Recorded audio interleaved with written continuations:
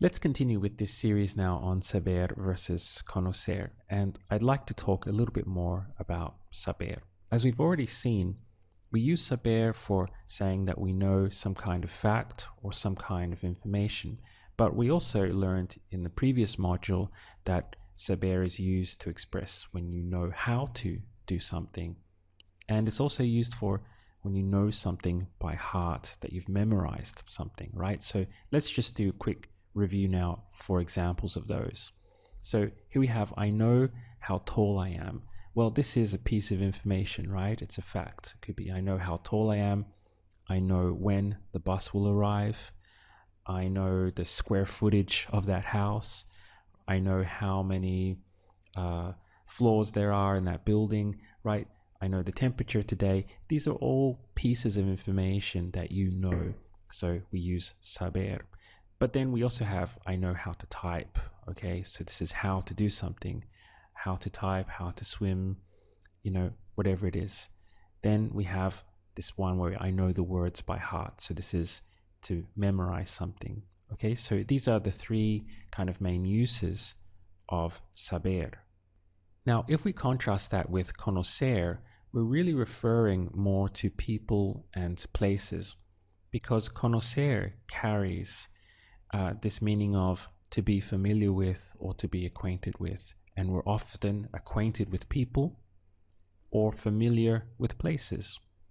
But don't forget that we can also be familiar with things as well, such as I'm familiar with that restaurant and the food they serve, or I'm very familiar with the works of Beethoven, for example. So conocer carries this meaning of to be familiar with or to be acquainted with people, places, and things.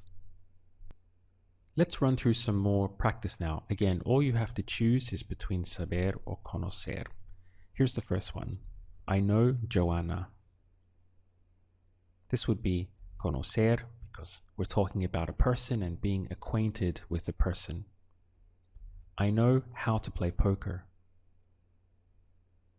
This is saber because we're saying we know how to do something. I know how to make margaritas. This again is saber, something you know how to do. She knows your work very well. This is conocer because it's implying she's very familiar or acquainted with your work.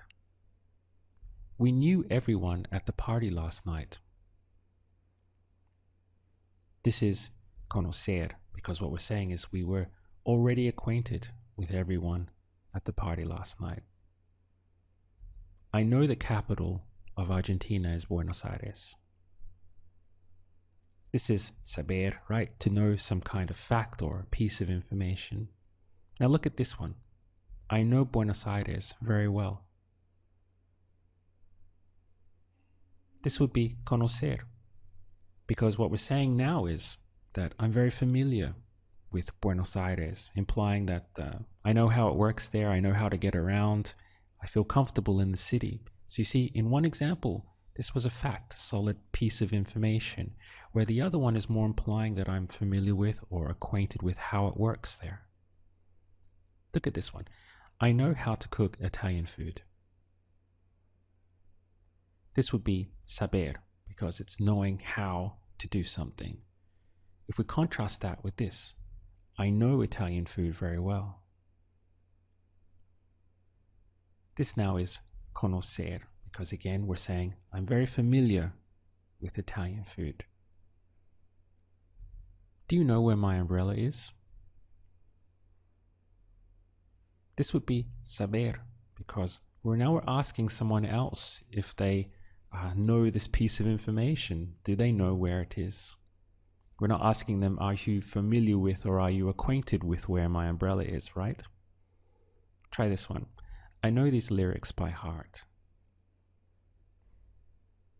This would be saber, but more than that, saberse, because we have to use the verb reflexively when we are expressing that we know things by memory or by heart. What about this one? I know how paella tastes. This would be conocer, And I'll explain a little bit more why. First of all, it sounds very natural in English to say, I'm familiar with how paella tastes. And secondly, we're not really saying any fact about paella. For example, I know that rice is an important part of the ingredients used to make paella. So there we're really saying some type of fact or information that we know. Whereas this one is more implying that we are familiar with how it tastes. So that's why we go with conocer. Another example of this would be, I know what marijuana smells like. Again, we're not saying any fact about marijuana. We're just saying that we are familiar with how marijuana smells, what it smells like. So for that reason, again, we would go with conocer. Now, in the next video, we're going to be deep diving into this topic even further. And I think by the end of it, the penny will probably have dropped for most of you on the differences or even the kind of delicate nuances that exist between conocer and saber.